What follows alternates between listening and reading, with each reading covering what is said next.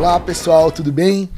Eu sou o Neto e esse é mais um Networkcast, um espaço para a gente conversar com pessoas e histórias que inspiram. E também conhecer um pouco sobre as válvulas de escape dessas pessoas, como elas gerenciam o seu tempo entre carreira e vida pessoal. Meu convidado de hoje é o Nelsinho Fischer. Tudo bem, querido? Tudo bom, Neto? Tranquilo. Cara, vou ler o teu breve currículo aqui, né? Opa, obrigado. E tá aqui hoje com a gente, trazendo muita informação e inspiração, Nelsinho, administrador, advogado de formação, administrador pela ESAG, que é um empreendedor nato e tem uma relação profunda com o mercado automobilístico, sendo um incentivador da inovação. Não contente em comercializar automóveis de marcas expressivas ao lado da família, já comercializou mais de 400 mil automóveis em 3 gerações de empreendedores no ramo, né? Ele fundou a sua própria marca de carros elétricos, que é a Fiver, focada em utilitários. Cara, que coisa, né? Que desafio esse teu agora. Uhum. Assim, já começa aqui perguntando pra gente, cara, de onde veio a tua paixão por esse universo, né? Porque tu já estava inserido na família nisso. E eu ouvi dizer também que tá no sangue e que as gerações, esse amor por carros é isso aí mesmo que rola? É isso aí, Neto. Obrigado aí pelo convite, por estar aqui trocando ideia contigo, com a tua audiência. Sempre um prazer falar sobre a nossa experiência, né? Cada um tem um universo, cada um tem uma realidade, tem uma vivência, né? Cada um tem seu sonho. E acho bacana essa iniciativa de dar visibilidade aos sonhos, aos desafios, né? Que todos têm e todos alcançam, e acho que esse tipo de iniciativa aí da Network, o nome até é muito sugestivo, muito legal, criativo, como tudo que tu faz. Queria te dar o parabéns porque é muito, muito legal isso. Eu sou fã de podcast, assisto vários, e sempre a gente aprende alguma coisa, né? Porque o aprendizado hoje é uma coisa constante, né? Tu falou em currículo. O currículo está no passado, né? O que constrói a gente é o futuro. Então a gente precisa ir colocando ali a base do alicerce, né? E não parar de aprender, né? Esse é o desafio. Então, quando eu era lá com 16 anos, eu entrei na ESAG, na Universidade Federal, depois para fazer Direito. Depois me especializei em outras coisas. Mas se tu para, né? Tu não consegue evoluir. Então, canais e materiais aí como que tu tá preparando e tendo a iniciativa de compartilhar com todos nós, eles são muito bem-vindos para a gente que empreende aí, que quer aprender. Parabéns. A minha história com automóveis, né, ela se confunde com a minha vida, porque eu nasci, né, no coração de uma família que construiu a vida ao redor desse segmento, né? Meu avô começou essa saga lá atrás, em 1959, vendendo Fuscas e Kombi, quando a Volks chegou no Brasil. Depois meu pai continuou isso. Meu pai, muito jovem, começou a trabalhar com ele, e continuou isso, aos 19 anos já sendo também o coordenador de uma equipe, de uma concessionária, ainda que pequena, mas era ele que liderava. E o comércio automotivo, ele é uma coisa muito vibrante, porque é um comércio como qualquer outro, tem todas as idas e vindas, né? A famosa montanha-russa. Um dia você bate a meta, no outro dia você zera, começa tudo de novo, e aquela ansiedade. Mas quando você coloca o carro no meio, o carro é um componente né, que importante na vida das pessoas, né? Ele é o veículo, ou ele ajuda você a ganhar dinheiro, ou ele realiza um sonho seu. E ele é provavelmente a segunda coisa mais cara que você compra ao longo da vida, depois da casa, né? Então ele envolve uma série de coisas, ele acaba envolvendo a família toda. Quando uma empresa considera ter ativos assim, como veículos, também tem um grau de envolvimento maior do que uma máquina de escrever, de um computador, ou uma coisa diferente. Então o veículo ele ocupa um lugar na cabeça das pessoas, na economia global, muito importante. E eu, quando nasci lá em 73, eu tenho 52 anos, a minha família estava no meio dessa saga, né? Eu fazia aí 14, 15 anos que estava trabalhando com isso. E eu cresci ouvindo meu pai, meu avô, falando sobre isso, né? Uhum. E isso, em alguma medida, né? Minha família, uma empresa familiar, tradicional, então assim, tinha como característica trazer os sucessores para dentro do negócio, né? Então era normal a gente estar em eventos da empresa, ouvir discussões sobre negócio, e isso vai entrando, né, no seu universo, no seu imaginário. Você vai convivendo com os momentos bons e difíceis, né, de empresas assim. E eu tive a felicidade de ter dois grandes professores, que foi meu pai e meu avô, que me mostraram um lado muito bacana da empresa familiar, né? Sim. E do segmento automotivo, as oportunidades e tal. Minha mãe fazendo contraponto, minha mãe sempre muito sonhadora, pensando muito grande, né? Minha mãe sempre teve um componente sonhador bacana, assim, nos fez sonhar mais, né? Ir mais além. E meu pai muito conservador no sentido bom da palavra, de mantenha os pés no chão, sempre seja racional, seja pragmático, né? Sem trabalho não tem resultado. Uhum. Muito disciplinador alemão, né? Aham. Como tu. Aham. Então a gente tem isso no sangue. E então essa combinação aí, esse tempero me colocou, né, nesse segmento que eu tenho hoje, posso dizer tranquilamente, cerca de 30 anos aí, um pouco mais de trabalho nisso, né, nesse segmento. Representei diversas marcas, ocupei diversos lugares dentro desse segmento. E hoje, como tu falasse, a gente está com uma proposta diferente, né, de não ser um mero coadjuvante, né, mas ser protagonista numa mudança de tecnologia que está acontecendo no planeta. Sim. É isso. Quando tu começou, tu traçou um plano, tu já previa onde tu queria chegar? O Nelsinho lá de trás, ele já imaginava que um dia teria a própria marca de automóveis? Não, acho que não tinha essa visão. Eu tinha alguns sinais, por exemplo, um hábito que eu tenho até hoje, e eu tinha desde os meus, assim, quando eu comecei a me tocar do que era o mundo dos negócios, eu sempre tive o hábito de ler rótulos. Então eu pego um rótulo desse aqui, dessa água aqui, que é do nosso amigo lá do Tarciano, Uhum. e olho aqui aonde ela foi fabricada. Então, né, eu olho aqui a razão social, eu olho aqui o endereço. Então estou olhando aqui, ó, Rancho Queimado, Santa Catarina, o CEP. E aquilo eu sempre pensava, por que não fabricar alguma coisa? Né? Então eu ia no restaurante, olhava lá o tempero, lá o ketchup, Uhum. né? Chegava a Coca-Cola, olhava lá, pô, a Coca-Cola tem várias fábricas, olha que interessante. Talvez isso lá no meu subconsciente me fez ir além de ser um distribuidor, de ser um concessionário, né? E ter alguma coisa um pouco mais, vamos dizer assim, self-made, né? Assim, de eu criar, colocar um pouco mais do meu conteúdo, porque a vida de concessionário, ela é muito legal, é um baita segmento, mas você trabalha como um franqueado, né? O regime é um pouco diferente pela legislação, até pela natureza do negócio. Uhum. Você tem pós-venda, tem distribuição de peças, tem veículos.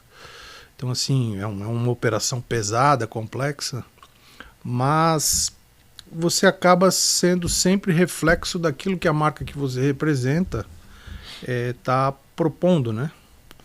E claro, você coloca a sua dose ali, acelera, às vezes o market share numa praça é melhor do que a outra, justamente porque o concessionário faz isso acontecer, né?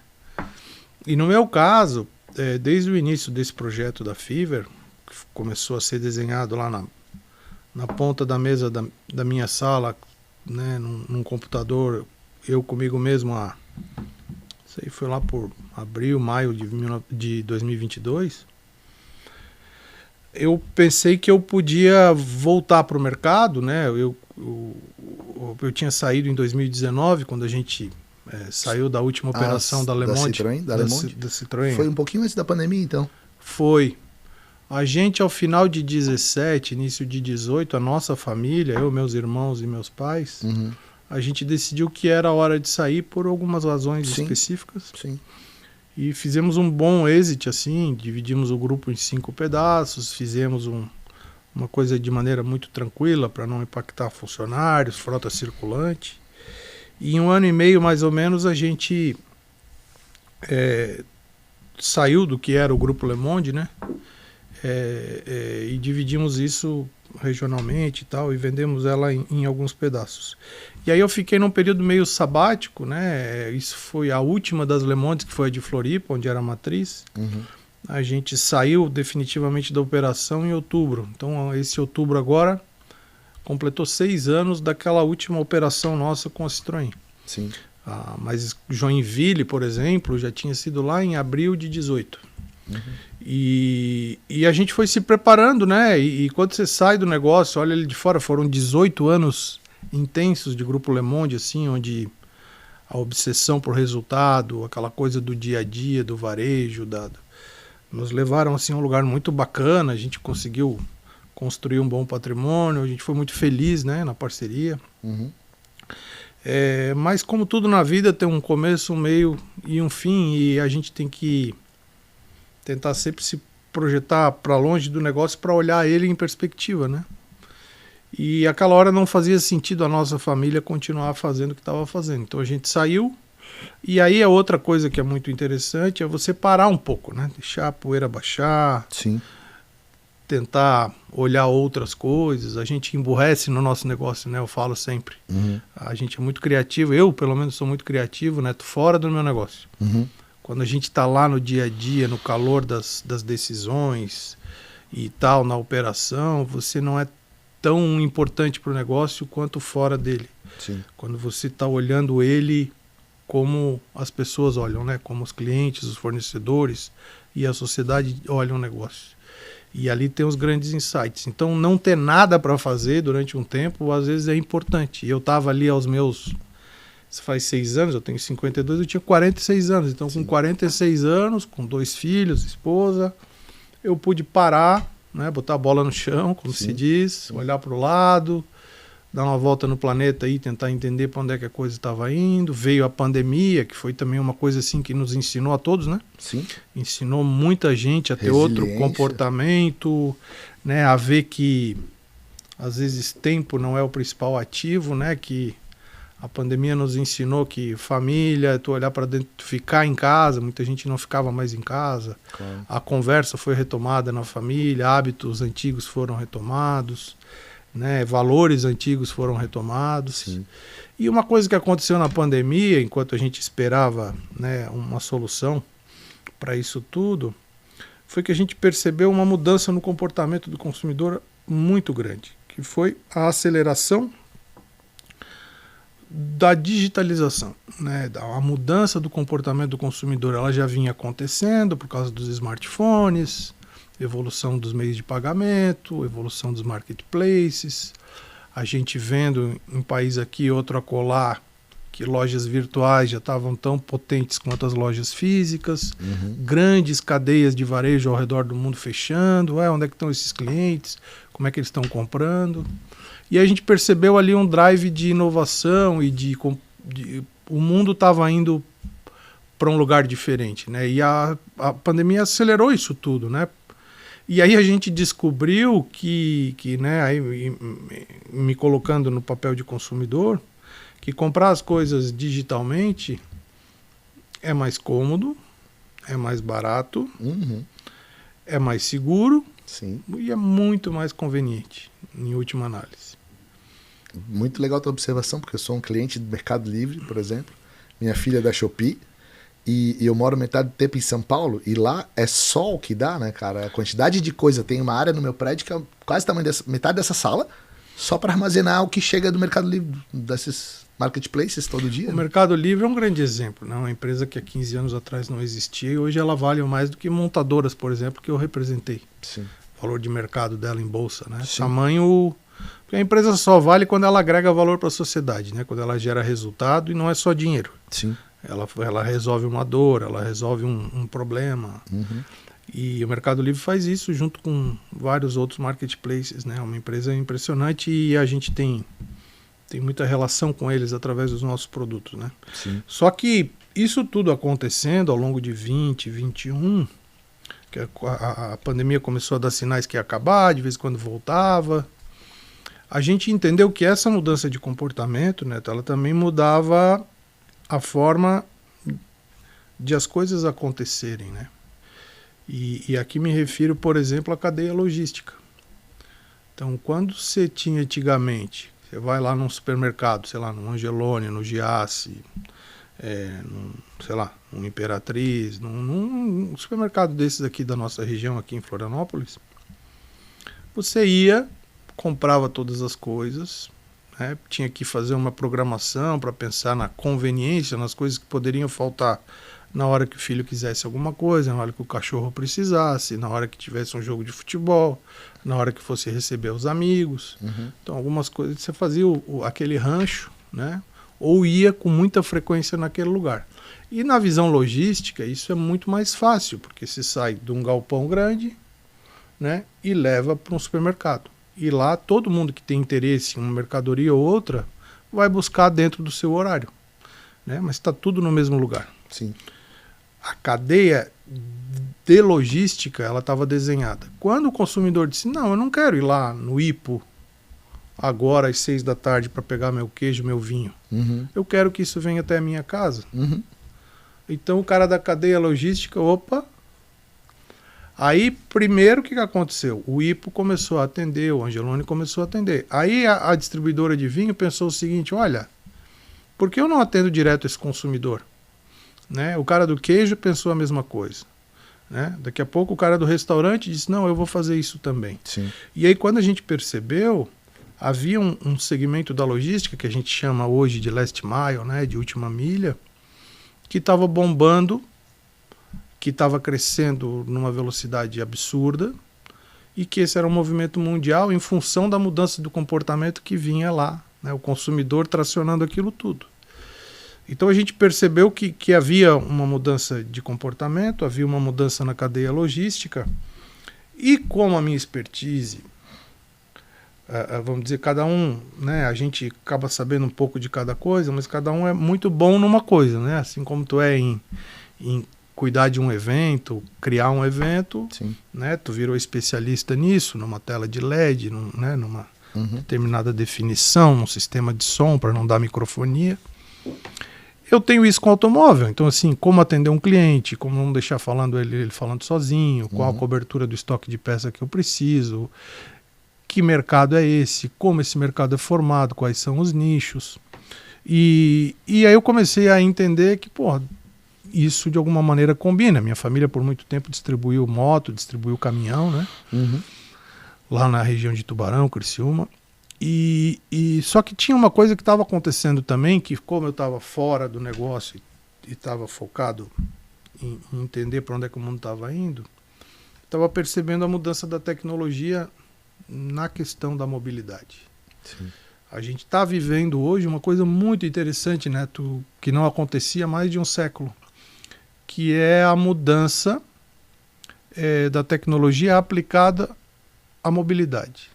Se a gente volta 120 anos no tempo, a gente vai chegar na época dos cavalos, das carroças, virada do século XIX para o século XX. Sim.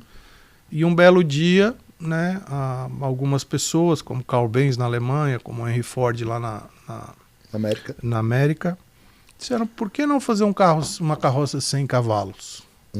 O que seria necessário para isso? E criaram uma verdadeira geringonça, né, que é um motor a explosão, a combustão interna, e que em 15, 20 anos transformou totalmente a realidade da mobilidade. Então, Nova York, Londres, Paris, São Paulo, Rio, que viviam um problemão, né, de fluxo de cavalos, de animais, de carroças, acidentes, mau cheiro por causa do excremento dos animais. Sim.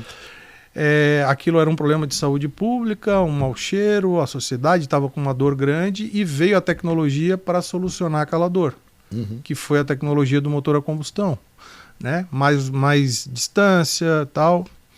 E hoje a gente está vendo a mesma coisa. Então, assim, 120 anos depois, a gente tem aí em média no planeta circulando 2 bilhões de veículos automotores que são movidos a combustão interna. Sim. Isso movido a gasolina, diesel, álcool, o que quer que seja, gás. E esses veículos, eles circulam, quase a totalidade deles, circulam no mesmo lugar onde as pessoas circulam. Nós somos 8 bilhões de planetários hoje já, né? Uhum. E hoje, desses 8 bilhões, cerca de 80, 85% vive nas grandes cidades. Ou vive em cidades como Floripa, como Blumenau, como Joinville. Sim. Isso dá mais de 7 bilhões de pessoas. E cerca de... Os estudos aí mostram que 85% também da frota desses veículos, desses 2 bilhões, circulam no mesmo lugar. Então, nesses 120 anos, a gente teve uma explosão populacional e, em função da tecnologia, da facilidade, de tudo que o automóvel traz de bom, a gente teve a explosão também da frota circulante.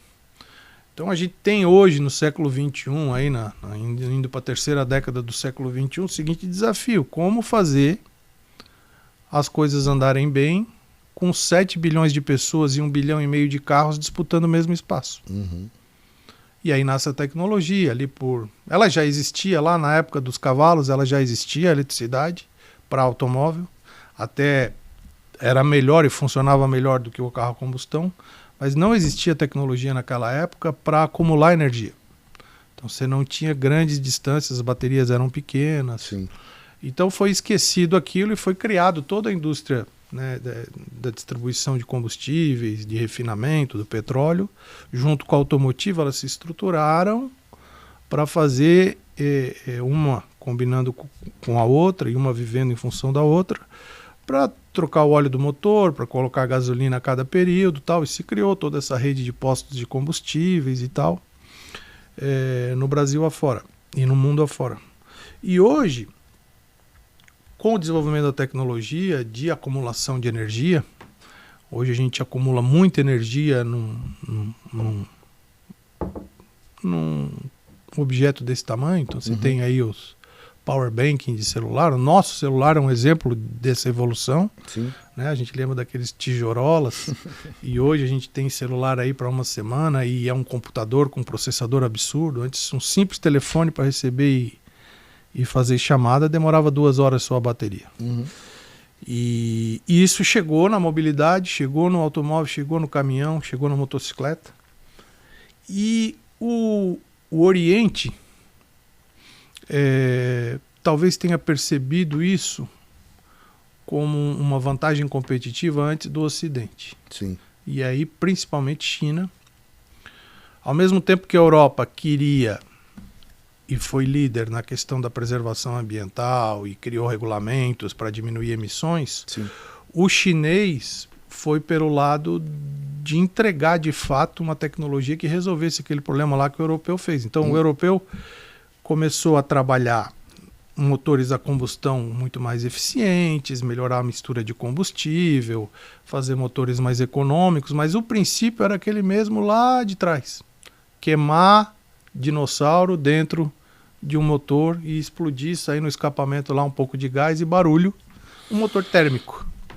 E a tecnologia da eletricidade, ela revoluciona isso tudo, ela muda, ela torna o carro um objeto muito mais simples, ela democratiza a fabricação do veículo, porque enquanto a gente tinha aí 10, 15 grupos econômicos no mundo inteiro fazendo carros, hoje a gente tem mais de 200 por causa da eletricidade. Um carro elétrico, um caminhão como o da Fiver tem 500 itens. Um caminhão do tamanho dos nossos da Fiver, que a diesel, tem 8 mil. Meu Deus. Então, assim, qual o carro que é menos agressivo ao meio ambiente? Sim. Né? Qual exige menos materiais? Qual vai estar melhor daqui 10 anos? Sim. Né? Qual funciona de maneira mais harmônica e com energia renovável? Então, quando a gente combina isso tudo, Neto, a gente chega num... eu tenho comportamento novo do consumidor que não vai mudar. É impossível a gente imaginar que no futuro a gente não queira coisas ainda melhores do que a gente já tem, falando de e-commerce. A logística acompanha o varejo, ela vai onde o dinheiro está.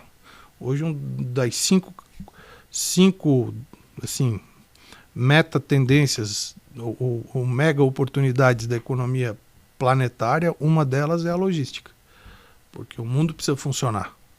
E a digitalização, por maior que seja, alguém tem que transferir fisicamente uma mercadoria do ponto A para o ponto B, né? Porque a gente ainda não inventou a teletransporte. E aí, por último, chega essa questão do meio ambiente, da sociedade, através, né, de uma tecnologia como a eletromobilidade. Então, quando tu coloca isso no liquidificador e tempera tudo, você, porra, eu tenho uma coisa aqui que é diferente, né? E aí abaixar a cabeça, trabalhar, pesquisar muito, que foi o que eu fiz, e seguir em frente.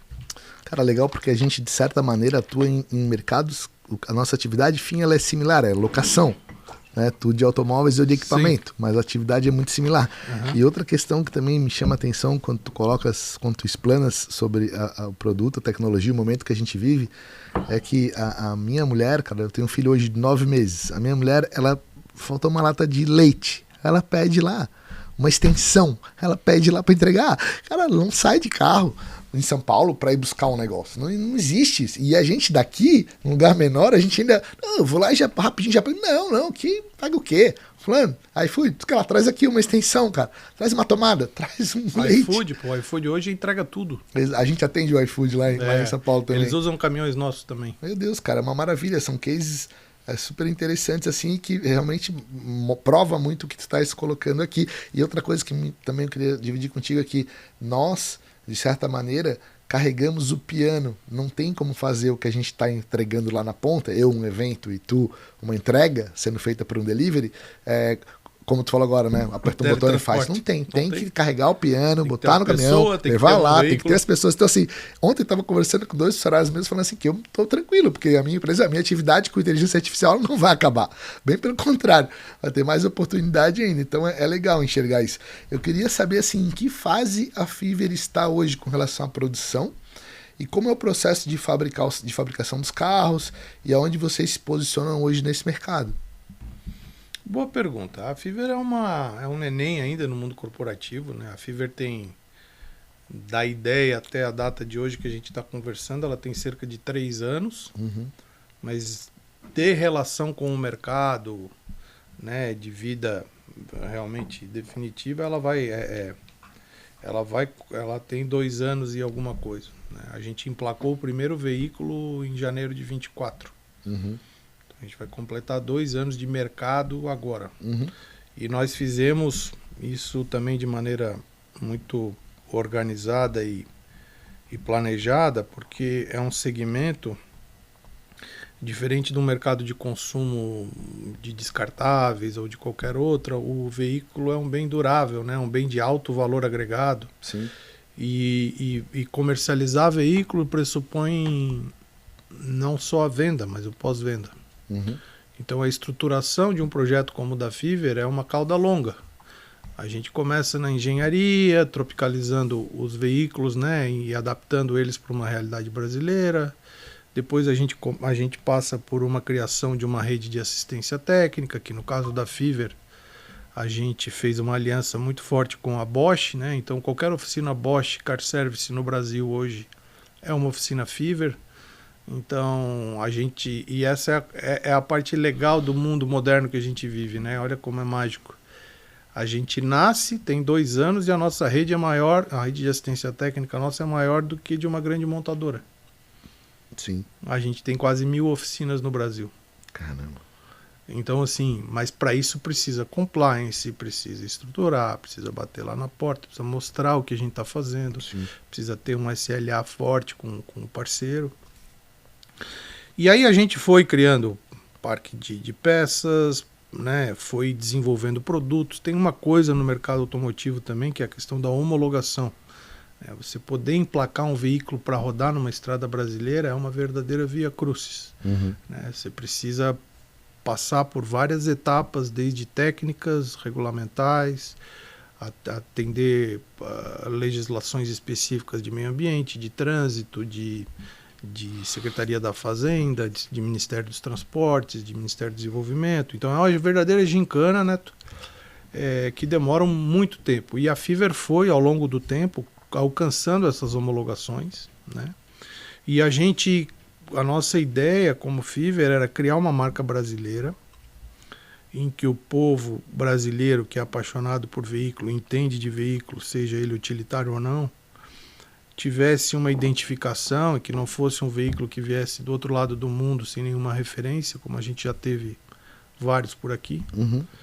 E, claro, né, dentro da nossa humildade, e acho que é uma coisa essencial para qualquer empreendedor, você entender que você não sabe tudo e que precisa de parceiros para começar, a gente foi procurar, através de pesquisas, empresas que tivessem uma ambição, uma visão de futuro muito parecida com a nossa.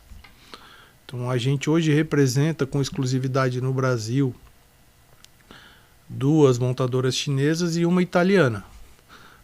E todas essas empresas comungam desse mesmo universo, né? Elas olham para o mundo pelo mesmo prisma que a gente olha. Então, a ideia da gente é caminhar ao longo do tempo. São montadoras de tamanho médio, montadoras, né, pequenas e perto de uma das tradicionais, mas que crescem em progressão geométrica em função do que produzem, né?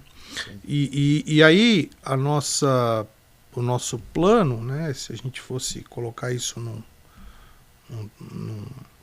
numa esteira de calendário, a gente tem a ideia, depois tem a pesquisa, tem a transformação da pesquisa e das conclusões que a gente teve em prática, em colocar esses veículos para rodar, em formar a rede, em conquistar clientes, em criar a marca. E aí, em sistema de co-branding com essas marcas, a gente começou a divulgar a Fiverr no Brasil. E agora a gente está em plena fase de growth, né, de crescimento. A gente passou por 2 anos aí quase que de um MVP, onde a gente começou propositadamente por veículos de menor valor agregado, que eram os triciclos elétricos, veículos que realmente o brasileiro não está muito acostumado a ver no trânsito, mas que na Europa e na Ásia rodam muito. Tuk-tuk. Eram os antigos tuk-tuks, né? É uma versão moderna do tuk-tuk. É que nem você olhar, o tuk-tuk é o seguinte, você olhar um telefone daquele que a gente discava com fio e você olhar hoje para o seu iPhone 16, Sim. Entendeu? É a mesma relação. A única coisa comum, a gente brinca, são as 3 rodas e o guidão.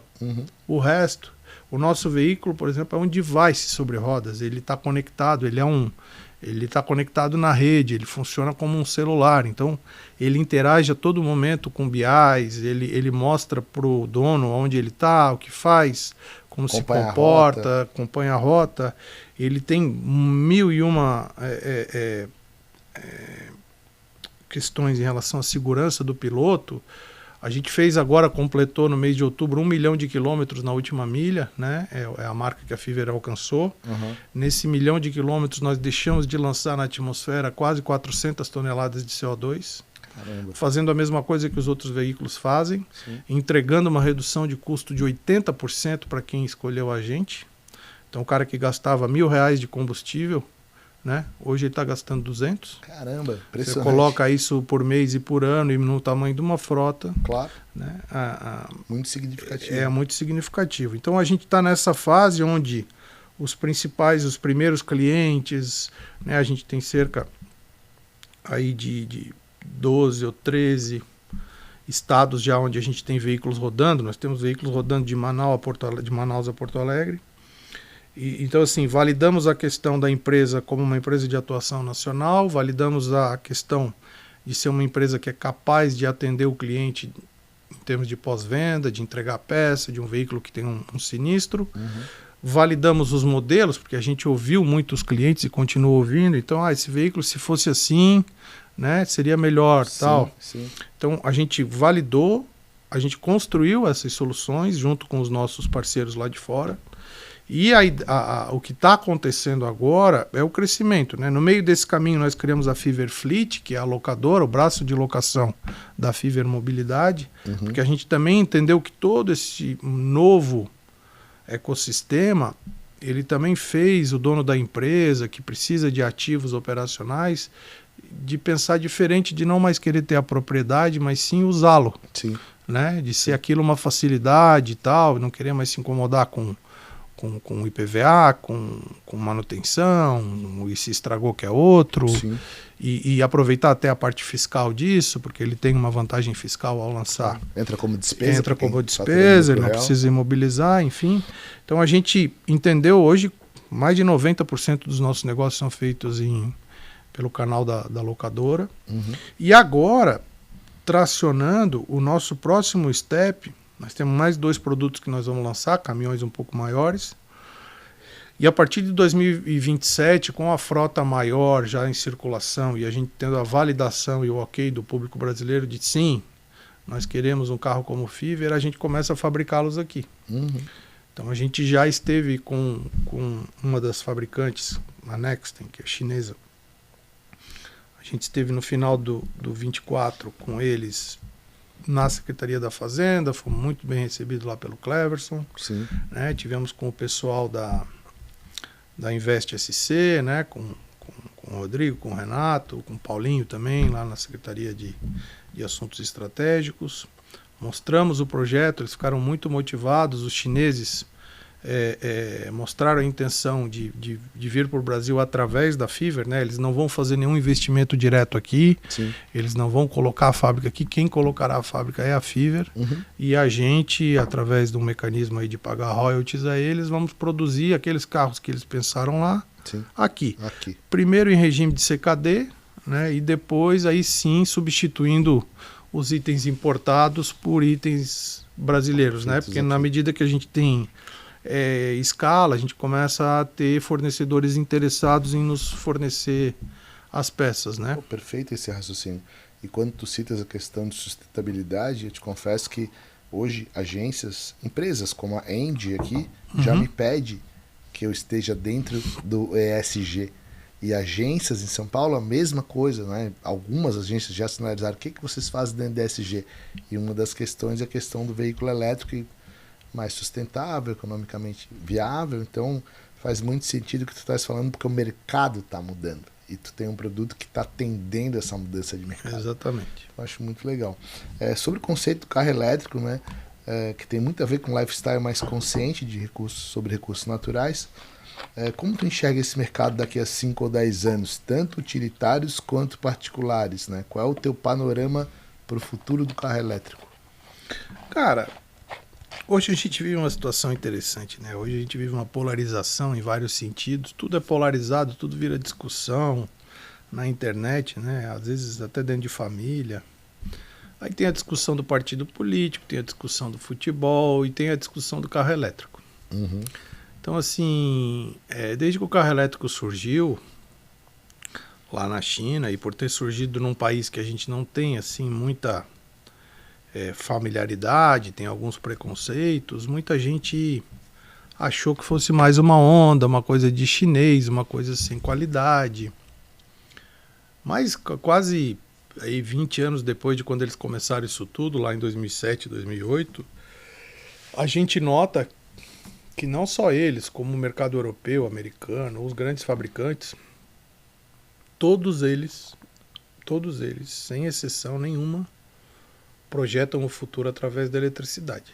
Todos. Em maior ou menor medida, às vezes combinando com motor a combustão, às vezes usando a eletricidade para transformar hidrogênio, para botar hidrogênio no carro, mas tudo passa pela eletricidade. E essa eletricidade sendo feita e gerada de maneira renovável.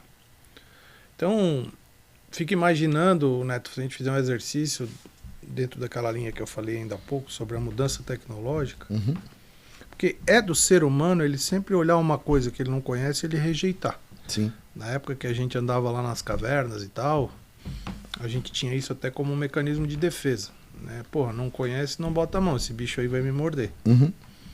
E a gente é levado, né, quando tu lê um livro como Sapiens, por exemplo, tu entende por que a gente é levado a formar conceitos sobre as coisas muito rápido. É uma questão de sobrevivência. Então a gente às vezes acaba sendo muito preconceituoso. Né? E o carro elétrico está vivendo exatamente isso. Um certo pré-conceito. Só que isso aconteceu com o telefone, com a televisão, com o avião. Tem gente que até hoje não anda de avião. Sim. Tem gente que hoje não passa dentro de um túnel. Tem gente que até hoje não usa o WhatsApp. Tem gente que até hoje usa o celular só em caso de... Eu tinha um médico na família que não tinha celular. Tinha que ligar para o fixo da casa dele ou ligar para a mulher dele. Então, assim, isso acontece. E o carro elétrico vai ter a mesma coisa. Vai ter gente que nunca vai usar um carro elétrico se houver uma condição de usar uma combustão daqui 20 a 30 anos. Então, a nossa visão é que a eletricidade, ela veio para ficar. Então, assim como a gente conseguiu acumular mais memória nos chips dos computadores ao longo de 30, 40 anos, Sim. assim como hoje a gente consegue acumular energia numa bateria por uma fração do preço, isso daqui 20, 30 anos vai acontecer a mesma coisa. A gente vai pegar um objeto desse tamanho e nós vamos ter uma densidade energética absurda, porque os químicos e os físicos vão encontrar algum material melhor que o lítio, melhor que o cobalto, melhor que o níquel, que vai ser um condutor, um acumulador e vai fazer aquilo ali. Porque a eletricidade, ela tem uma coisa que é essencial para o nosso futuro, que é sustentabilidade. Ela é renovável. Sim. A gente não pode pensar, eu não gosto de carro elétrico, então eu vou continuar na combustão, mas não é viável. Tu pode gostar do Maverick, tu pode gostar da Ranger a diesel, tu pode gostar de um 6 cilindros, mas o teu filho não vai conseguir andar nisso. Sim. Porque não vai ter petróleo, não vai ter planeta, ou vai ser tão ruim a nossa convivência com esse tipo de máquina, porque vai fazer barulho, vai soltar gás. Então, se a gente volta 120 anos no tempo, a discussão naquela época era: cavalo não pega fogo, eu não vou trocar por isso. Cavalo come em qualquer lugar. Onde é que eu vou achar querosene ou gasolina para botar? Nem existia posto de gasolina. Né? Um carro barulhento desse, né, com um tanque embaixo do meu assento, isso vai explodir. Perigoso. Cavalo não. E eu conheço o ferreiro ali, ele faz todas as minhas ferraduras, fazia para o meu avô, para o meu pai, ele vai fazer dos meus cavalos. Sim. Eu tenho uma criação de cavalo, aí vem a indústria do cavalo, vem a indústria da ferradura, vem a indústria do feno. Claro. Né? E aí, como toda a crise do capitalismo, a inovação ela varre o antigo, né? E ocupa espaço. E cria o novo. E tem os vencedores e os perdedores em toda a transição tecnológica. Sim. Né? Sim. A gente tem exemplos como Kodak, como Blockbuster, como um monte de empresas aí que resistiram e eu acho que não se deram tão bem. Né? E a indústria do carro, ela está vivendo isso. Até porque a indústria do carro, que é uma indústria vigorosa, é a segunda maior indústria do mundo, atrás apenas da do petróleo, que também está conectada, ela foi feita através de uma cadeia de valores, de uma geração de resultado que hoje não para mais em pé. Né? Que é tu viver de peça de reposição, viver de manutenção, viver da longevidade do carro. Hoje, a última milha que nós estávamos falando agora, o maior concorrente da Fiverr hoje não são os caminhões zero a diesel. São as Fiorinos com 20 anos de uso. São as motocicletas com 20 anos de uso. Os Kia Bongo com 15 anos de uso. Sim. Que são veículos que são baratos, que o cara consegue trabalhar e entregar a mercadoria na porta da nossa casa, sim, mas está destruindo a nossa saúde, seja em barulho, seja em emissão de gás, claro, seja no trânsito que esses carros quebram e acabam ficando deixa ficar na mão. Então, assim, isso é sustentável? Talvez nessa transição de comportamento funcione, mas daqui a pouco vai acabar. E possivelmente uma empresa como o Mercado Livre talvez vai exigir que a pessoa não tenha um veículo desse. Isso já está existindo. E já tem cidades no mundo, Neto, que não aceitam mais veículos a combustão comerciais no centro duro da cidade. E estou falando de Amsterdã, estou falando de Milão, estou falando de Pádua na Itália, de Sevilha na Espanha, Londres. Paris vai fazer a partir do ano que vem, não vai andar a carro naquele centro bacana de Paris, que não seja carro zero emission. Então, assim, se tu quer continuar no mercado de logística, se você quer continuar trabalhando com isso, você vai precisar optar pelo elétrico. E o elétrico, porque alguém me fala, mas e a bateria, e a autonomia, e onde é que eu vou carregar? Tudo isso a tecnologia resolve. Sim. Tudo isso.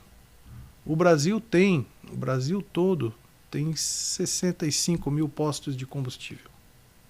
Sabe quantos carregadores já tem públicos? 16 mil. Caramba. Em São Paulo, recentemente, eu notei um posto que era só bases para você chegar com o seu carro, não tinha funcionário.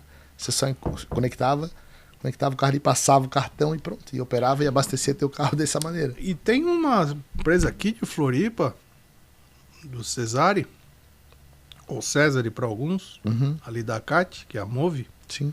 que desenvolveu um mega software que está sendo comercializado no Brasil inteiro e até exportado, que é o carregamento inteligente. Quando você pluga seu carro, o carregador entende qual é o carro, quem é o dono, e já tarifa isso lá na empresa Automático. que já está cadastrada. Caramba. Então é zero fricção. Nossa, sensacional.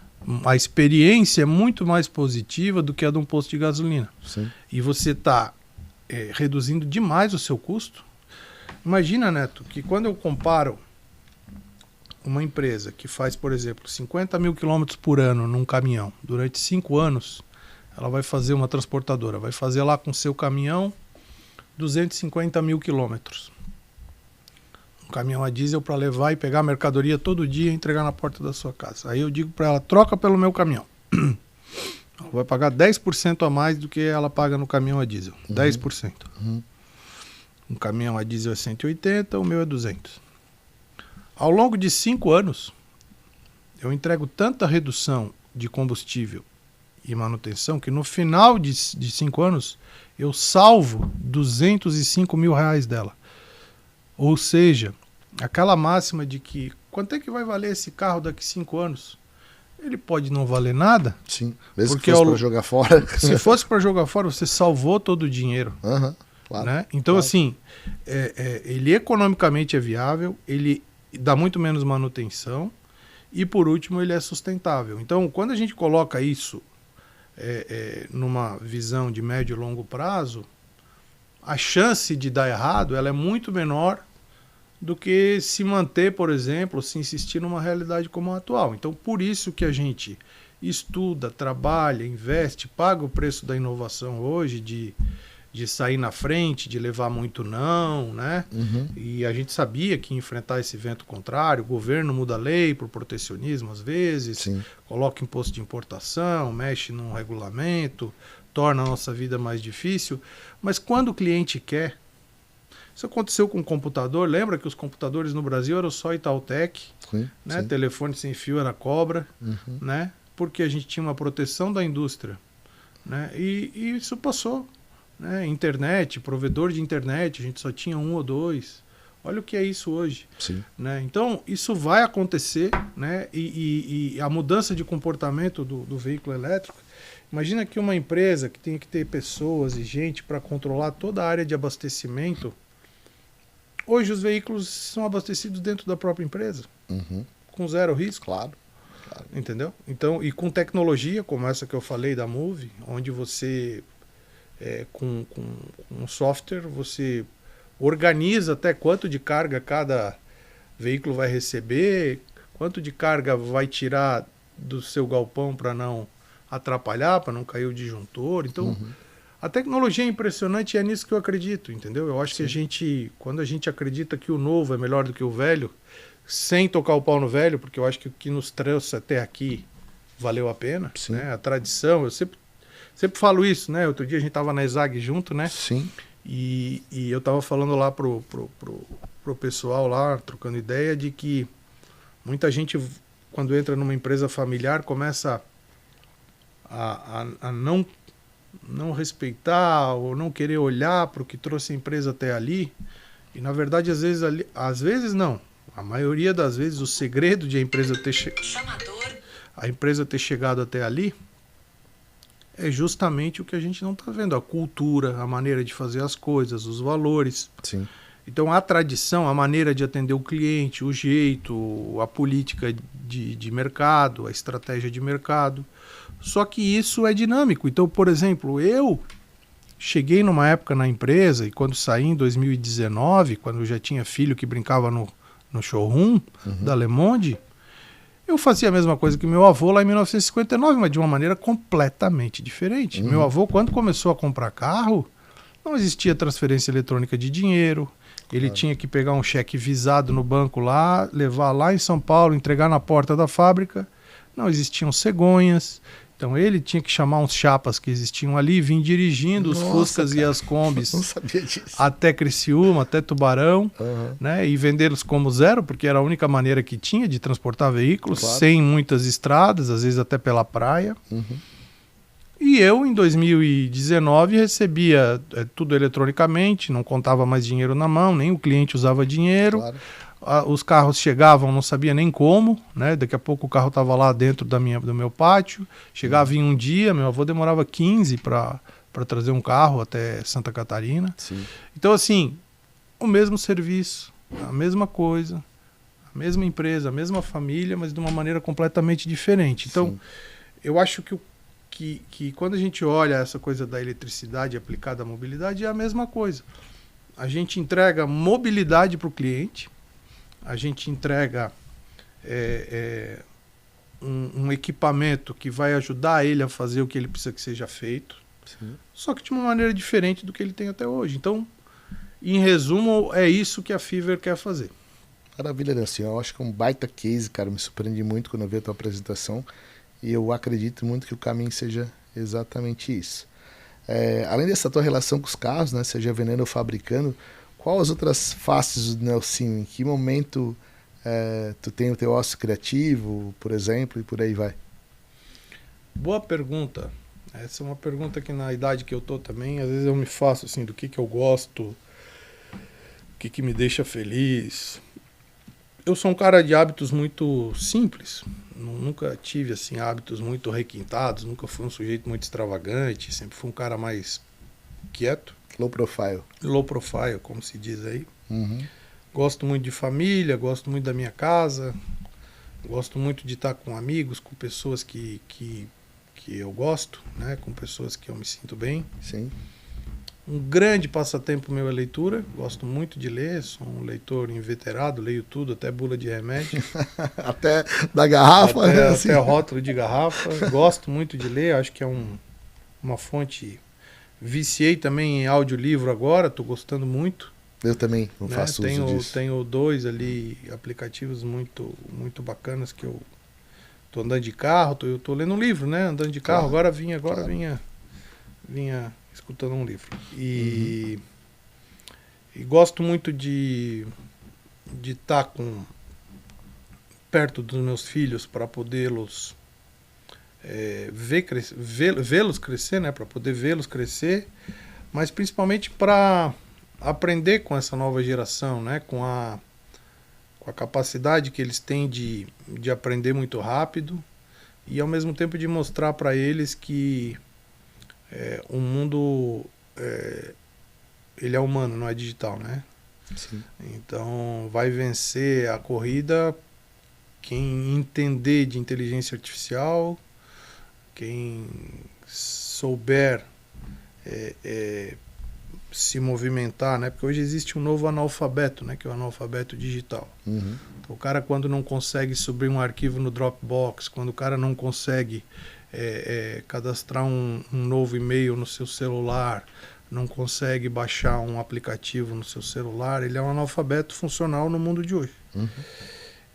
Dominar as ferramentas básicas aí do digital é uma coisa. Só que, ao mesmo tempo, o touch, o humano, o toque pessoal, o personal touch ali, ele está cada vez mais raro.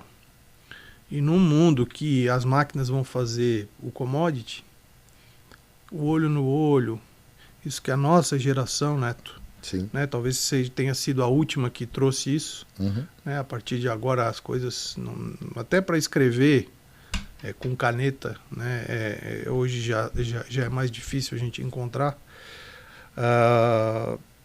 Eu acho que esse é o grande desafio. Então, assim, eu me dedico muito, e fiz isso junto com a minha esposa, à educação dos meus filhos, a fazer do meu tempo um tempo útil para eles. E aí é uma questão realmente de prioridade, porque Quando tu pergunta assim, tu vai sair de barco, tu tem um jet ski? Eu já tive jet ski, eu já tive lancha, eu já tive moto, eu já tive a oportunidade de viajar para vários países. Viajar é uma coisa muito legal, muito, eu sempre aprendo. Sim. É gostoso, é prazeroso, é a comida. Agora com a Fever, então a gente viaja ainda mais e com culturas tão diferentes, né? Então isso é uma coisa que me fascina. Então, por exemplo, quando eu vou visitar os meus parceiros lá em Pádua, na Itália, que fazem um dos nossos veículos lá, o Ki, eu estudo Pádua, eu estudo a Itália, eu estudo o hábito deles. Cultura. A cultura. Então, quando eu vou na China, eu estudo como é que esse chinês se comporta, o que ele faz. Qual é a região que tu vai na China? Eu vou numa região ali perto, Zhejiang, província de Zhejiang, que ela fica pertinho de Xangai, cerca de 2 horas e meia. Eu vou muito a Huzhou e a Hangzhou. Eu vou mais para Shenzhen. Um pouquinho mais para cima. Um pouquinho mais para cima. Então, e o chinês é o brasileiro da Ásia, né? Ele também tem isso. Então a gente recebe os chineses aqui, leva para casa, janta, conversa, e eles fazem a mesma coisa lá. Assim, a gente tem uma relação, né, bem legal, e isso é uma coisa que me fascina, assim, aprender coisas novas. Eu sou um cara que, por exemplo, uma coisa que eu perco horas, às vezes minha esposa me pega assim, olhando o YouTube, o que está se fazendo? Astronomia, eu sou fanático porque eu acho divina, posso dizer essa palavra, porque eu sou crente e acredito muito em Deus e em Jesus Cristo.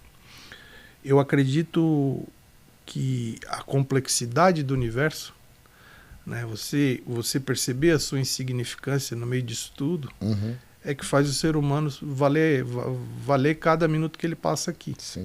E isso muita gente passa uma vida e não percebe. Então assim, agora está passando lá o 3 e Atlas, né, que é o que falaram que era uma nave e tal. Eu mergulho naquilo. Limpa a minha mente dos problemas, das coisas do dia a dia. Depois tem um fenômeno lá que o James Webb, eu procuro muito documentário sobre esse tipo de coisa. Então o James Webb já alcançou lá 9 bilhões de anos-luz de distância lá, ele está vendo o nosso universo lá atrás. Né? Então, essa coisa da velocidade da luz, eu estou vendo uma coisa que aconteceu há 9 bilhões de anos atrás, então o cara que está olhando para cá nem viu os dinossauros ainda. Então, assim, isso me fascina. Eu, quando era pequeno, minha mãe falava que eu queria ser 3 coisas. Eu queria ser da Volkswagen, eu queria ser do Palmeiras, que eu sou palmeirense roxo, legal. E eu queria ser astronauta. E um sonho que eu tenho, assim, é de ver a Terra de fora, né? De comprar uma passagem e... Foguete o foguete do Elon Musk, ou do Jeff Bezos, ou lá o da Virgin, lá do, né? Algum deles, um voo aí suborbital para ver o planeta e ver como a gente é pequeno. E às vezes a gente vê discussões, às vezes não, né? Tá cada vez mais comum, né, Neto? A gente perceber e vivenciar discussões tão pequenas, como o cara se achando assim que vai resolver o problema da humanidade e o mundo não tá nem aí para ele, né? Cara, não, sim, tem muito, tempo, né? Muito legal essa visão, cara. Muito legal. Acho que isso nos dá tranquilidade para seguir adiante num mundo tão difícil, tão confuso, tão problemático. Quando você olha a coisa em perspectiva, diz, cara, né, nós estamos rodando aqui a milhares de quilômetros por hora em direção a ninguém sabe aonde. E nem o prazo, né? É um pedaço de rocha circulando, eletromagnetizado. Aliás, a inspiração da Fever vem disso, vem da minha paixão pela astronomia, porque a inspiração do logo da Fever, antes de se escrever Fever, era o céu azul com a aurora boreal. O céu azul escuro com a aurora boreal verde, limão. Sim. Então hoje as nossas cores representam isso, né? É um fundo azul com o Fever verde brilhante. Sim. E aquilo é o que deu origem e é o que fez os grandes cientistas pensarem na eletricidade, né? Que o mundo é elétrico. Sim. Né? A Terra, o planeta Terra é um grande dínamo, né? Que nos protege pelo campo magnético e ao mesmo tempo gira energia e gera gravidade. Então, aquilo tudo, quando tu traz para a realidade, isso é essencial pro ser humano, pro nosso futuro, é sustentável, ele é infinito, né? Então, vamos por aqui, né? Então é isso que eu faço nas minhas horas. E claro, né? Todo mundo gosta de uma boa cerveja, de um bom vinho, né? Tenho tido menos tempo para os meus amigos e estou em débito com eles. Sim. Porque a gente acaba nessa fase de construir família, né? Eu tenho 2 filhos, o Matheus tem 15 e o Maurício tem 13. E a Andréa é minha companheira, e tem meus pais que moram perto de mim, então assim, a gente está sempre cuidando de quem nos criou e de quem está chegando, né? Então eu gosto muito disso, me sinto bem de sair num sábado, procurar um novo restaurante na ilha, Sim. ou aqui perto, né? De levar eles, de curtir aquilo. Isso me satisfaz. Legal, assim, que legal ouvir isso, cara. E com relação às histórias, isso que tu colocas, eu também tenho muita curiosidade sobre histórias reais, histórias verídicas, e daí dos mais diversos áreas, né? Eu sempre eu sou fã de bibliografia. Traz curiosidade, assim, biografia. Biografia, ver como é que o cara fez isso, né, cara? Como é que o cara já enxergava isso lá atrás? E acho que, de certa maneira, deveria até escrever um livro, porque tens muito conhecimento, né? Muita informação, e por estudar tanto, por ler tanto. E é muito interessante isso, cara. E eu também tenho essa história do audiobook, que hoje em dia é uma questão que tu tá ali, principalmente em São Paulo, tu lá, às vezes, dirigindo de qualquer lugar que eu vou, é 1 hora de carro.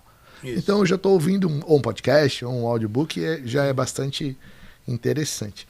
Eu queria trazer um papo um pouquinho aqui para a área de eventos, que é a minha área. Dentro da tua vasta experiência no mercado automobilístico, qual evento tu dirias que é a referência no setor, no mundo hoje, nesse mercado? Cara, essa é outra coisa que mudou. A nova tecnologia e os novos comportamentos do consumidor mudaram, Neto. Acho que para tua área tu deve ter percebido isso. Quando eu era adolescente, quando eu cheguei no mercado também ali, os primeiros anos de trabalho, o grande evento do setor automotivo eram os salões de automóvel. Eles ocorriam a cada 2 anos. Sim. Era uma tradição lá da década de 40, 50, criado pela França, pelos americanos. Então tinha o Salão de Detroit, o Salão de Paris, o Salão de Frankfurt, o Salão de Tóquio e depois o Salão de São Paulo e assim por diante. E naquela época o mercado esperava as inovações, os lançamentos. Esse carro, o cara da fábrica 6 meses antes ligava pra gente, só no salão nós vamos apresentar um produtaço. Mas o mundo andava mais devagar, parece, né? Claro. Hoje o cara lança, o cara tá tirando do forno a internet e a web, a gente já sabe o que tem do outro lado do planeta. Eu lembro de brigas da diretoria da fábrica aqui no Brasil com a editoria de 4 rodas, de auto esporte, que era impressa, porque eles tinham publicado uma foto de um veículo que tinha sido mostrado na Alemanha. A internet rompeu essas fronteiras. Engoliu isso aí. Engoliu. Então, assim, os grandes eventos hoje, eles são sensoriais, eles são de experiência. Então, hoje, um grande evento da área de veículos e de motos é o evento que ocorre em Interlagos, né? Onde você tem todas as marcas e você pode dirigir todos os carros, né? Porque, não faz sentido eu olhar o carro, eu quero dirigir esse troço, né? Então tem desde uma Ferrari até um scooter, você dá uma volta em Interlagos. E esses eventos são muito bacanas. Os eventos de carro, eles estão muito mais ligados hoje à tecnologia do que a desenho. Antigamente eles botavam uma moça bonita, um carro lá numa posição meio de lado, né? E pronto, a atração era aquilo. Hoje, cara, você vai no aquele evento de Los Angeles, que é me foge, que é o evento que tem todo mês de janeiro, que fala só das novidades, né? Ele começou sendo um evento de tuning, de carro tunado, e hoje ele é o evento que apresenta as novidades tecnológicas do carro. Então o carro autônomo aparece lá. Eu me lembro depois daqui a pouco desse evento.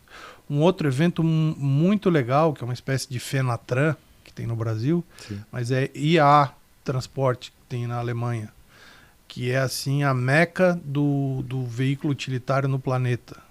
E ali você tem assim o hardware pesado, as indústrias mostrando assim toda a extensão da capacidade deles de atender um uma empresa de logística. Eventos como a Fenatran tem stands maravilhosos, estruturas gigantescas. Né? A Fenatran é um exemplo disso também. Um stand bota mais de 500 mil no stand. E é um evento, acho que uma outra tendência de evento, ele deixou de ser menos show e é mais business. É mais negócio. Então, assim, você não pode mais perder dinheiro, né? Antigamente, 1 metro quadrado era uma fortuna e você ia lá para se exibir. Às vezes institucional, antigamente, né? Não se media esse retorno, era uma coisa empírica, né? Hoje existem muitas ferramentas de marketing e o dinheiro que tem no departamento de marketing, ele precisa ser medido, né? E dosado. E quando não há a contrapartida, você simplesmente cancela aquele evento. Você fica, cara, claro. Eu trouxe aqui 30 leads, meu pessoal trabalhou 90 dias depois, todas as leads furadas. Opa, Neto, esse evento aqui... E já teve uns salões de automóveis mais caídos e até ali já teve uns buracos, a diminuição, algumas marcas que não entraram. Já aconteceu isso recentemente. Esse agora, eles estão reeditando ele lá no novo IMB. Que eles estão forçando um pouco a barra. Foi um trabalho que a Anfávia fez junto ao governo federal para relançar o salão e tal, que vai políticos, e tem ali um discurso do segmento, mas, de novo, metade do segmento não vai. E aí vão os maiores players, mas, então, assim, para o consumidor, é que antigamente, Neto, quando a gente andava na rua, a gente via os carros iguais, só de cores diferentes. Sim. Hoje você não consegue ver num semáforo carros iguais. Sim. Você vê um ou outro aqui, mas tem uma quantidade de marcas e modelos. Hoje são mais de 40 marcas que operam no Brasil. Sim. De veículos de passeio, né? E antigamente nós tínhamos 4 marcas, 5 marcas. Então quando você botava uma Ferrari, um Porsche dentro do salão do automóvel, vinha fila, entendeu? Não dava nem para tirar foto. Hoje tem Ferrari aqui em Jurerê, você vê aqui, vai na praia, opa, passou uma Ferrari. É outra realidade. Então, assim, ainda chama atenção, tem o glamour do carro, mas não é mais um evento. Agora, na questão da Fiverr, eu te digo que a nossa estratégia é nunca é difícil falar, mas não é participar de eventos do setor automotivo. Sim. A gente participou esse ano do Fórum E-Commerce, que é um fórum. Vocês expuseram lá? A gente estava lá também, atendemos a Nuvem Shop. A gente estava em parceria com a Adiante, que é uma parceira nossa de locação de veículos, de grandes locações.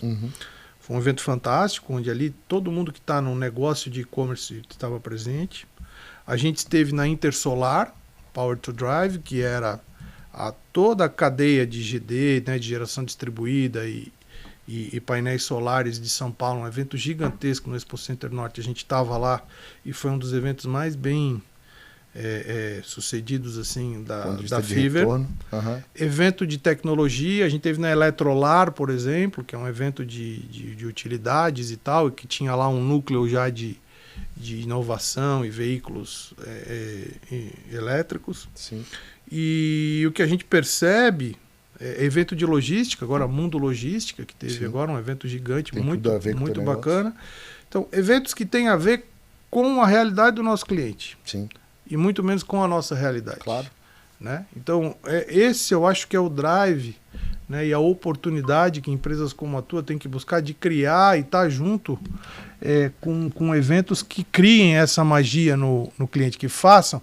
Porque hoje a gente tem na palma da mão qualquer novidade. O que faz a gente sair de casa para visitar um evento é network, né? Sem dúvida. É eu te conhecer. Pô, eu conheci o Neto. Claro. Eu peguei o celular dele, eu olhei ele no olho, ele sabe quem eu sou.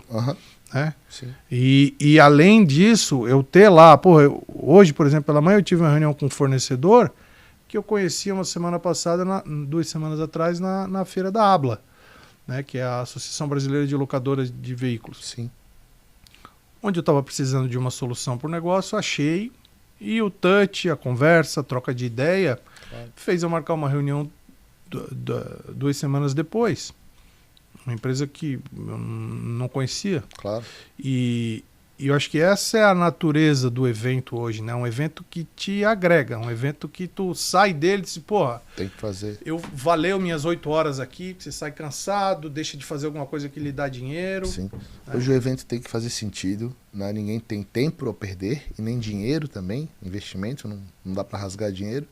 E outra questão importante que tu colocou bem aqui, é que antigamente se falava sobre storytelling, né? Mas hoje é o story living, hoje é como é que a pessoa vai vivenciar aquilo. Então quando tu cita que dá para testar o carro em Interlagos e pilotar o carro, pô, isso é story living. Né? Isso é tu tá dentro do carro e dizer, não, eu sei que aquele carro é bom ou não é, né? Tirar a opinião dele conforme isso.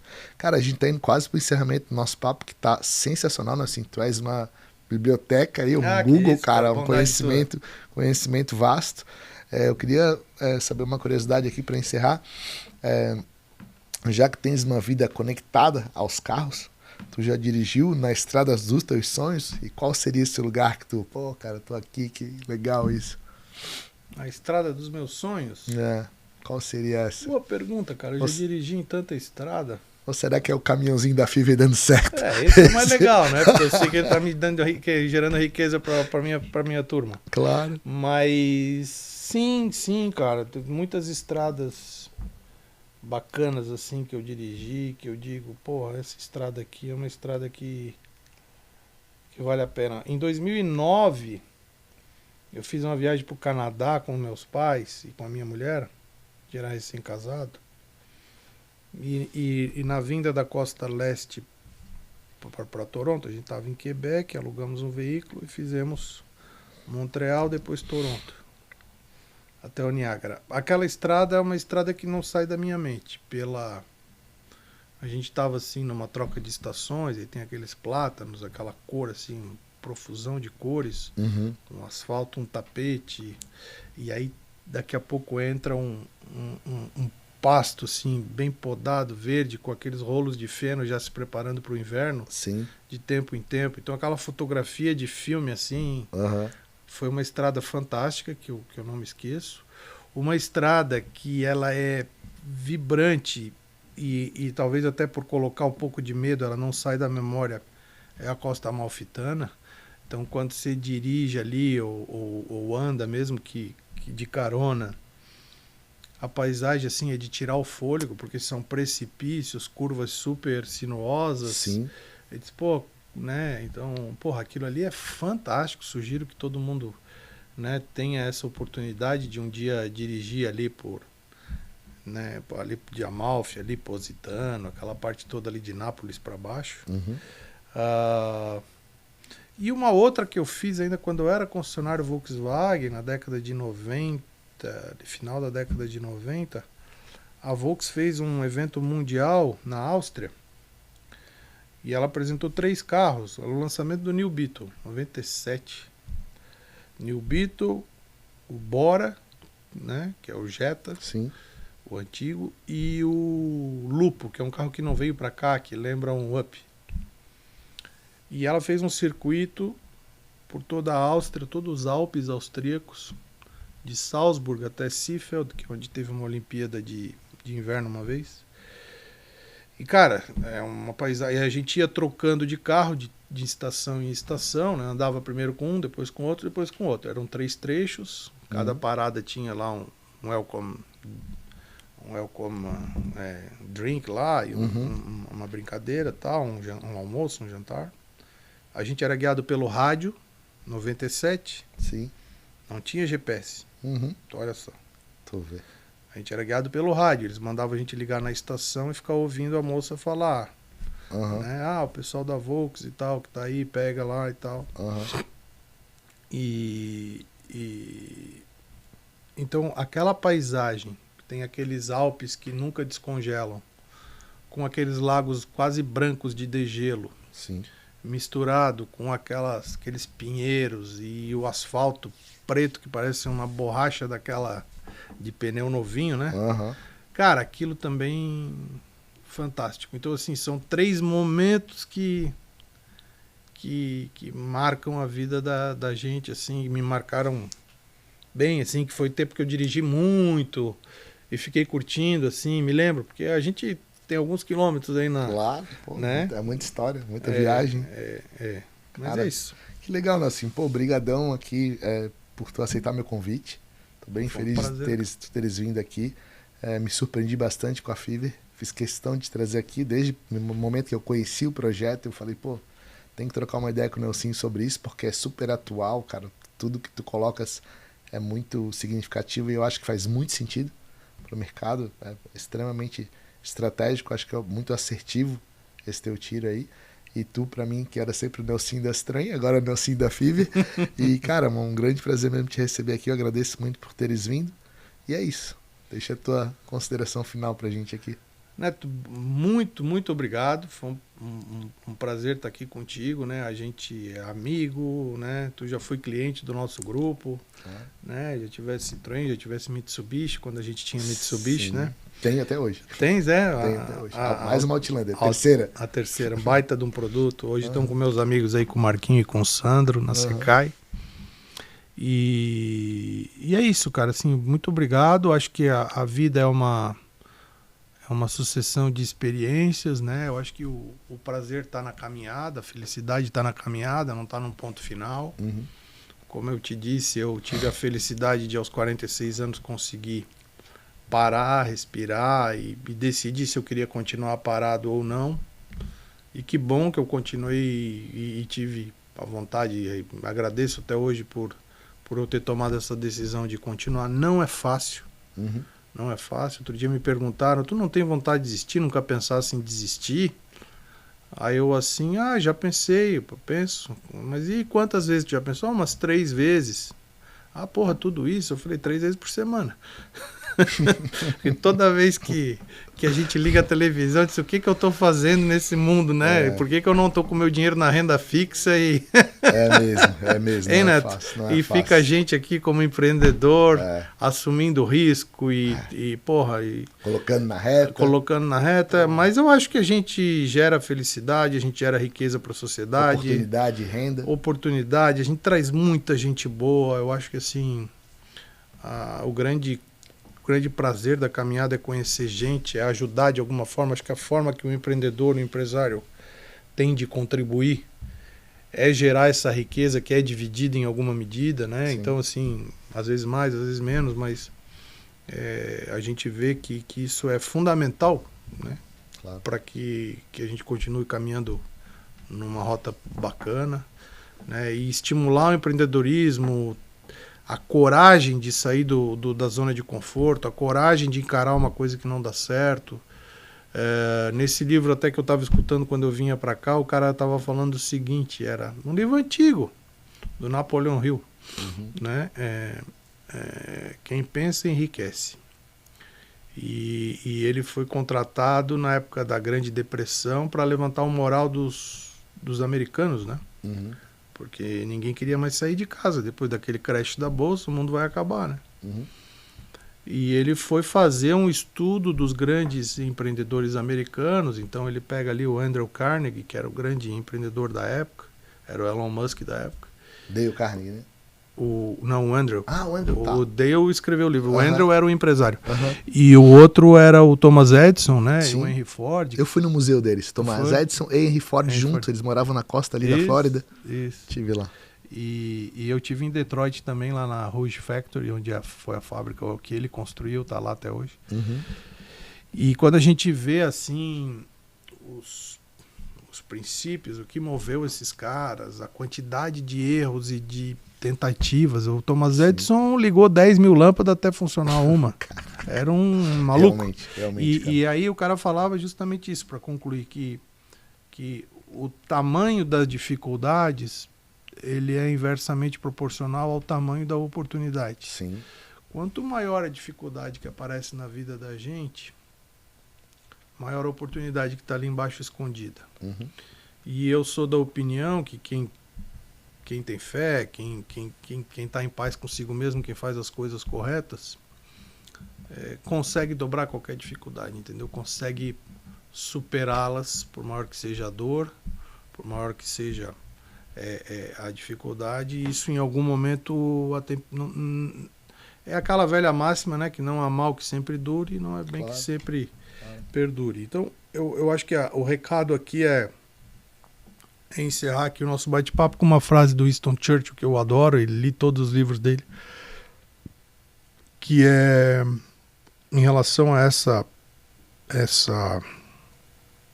estado de espírito de fazer negócio, que ele dizia que o sucesso não é o final, não é definitivo, a derrota não é fatal,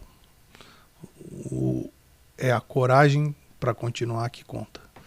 Então, assim, né, a gente não pode nem sair jogando confete para cima e se atirando embaixo e esnobando todos os amigos numa época de sucesso e jogar dinheiro para cima, e ao mesmo tempo não pode se jogar da ponte quando um projeto não deu certo. Sim. Eu acho que esse equilíbrio emocional e aquela coragem de acordar na segunda-feira de manhã, ninguém te ligando, os boletos chegando, né, de fazendo a coisa acontecer, e dizer eu vou dobrar isso, eu vou dobrar. Essa coragem aí que conta. O Federer, que é o grande tenista, né? Sim.